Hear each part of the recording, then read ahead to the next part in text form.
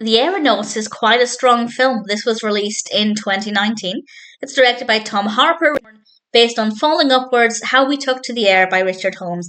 And we have a cast including Eddie Redmayne as James Glaisher and Felicity Jones as Amelia. And Glaisher is actually a real person. It's based on his experiences. And the film takes place in the 1800s. And it's about a pilot, Amelia, and a scientist, James Glaisher, who decide to go up in a hot air balloon to go higher than anybody has ever gone before to help advance human knowledge. Seems like a pretty exciting adventure.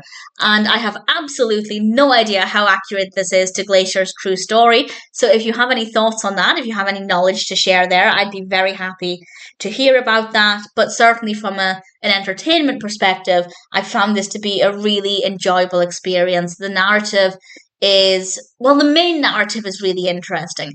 I don't love the narrative structure.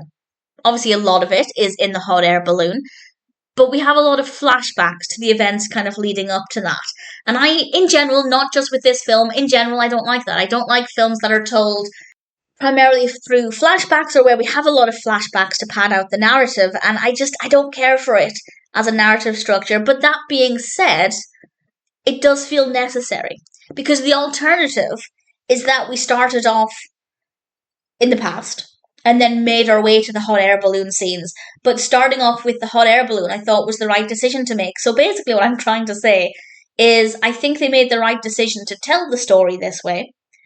But personally, based purely on personal preference, I don't like it. So I don't think it's a bad decision, but I personally didn't love it.